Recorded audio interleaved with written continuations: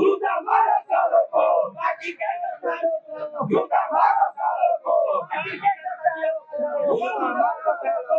भारतीय जनता ने नीतीश कुमार को चुना है और वो मुख्यमंत्री रहेंगे। नीतीश कुमार को नहीं चाहिए। नहीं चलेगा।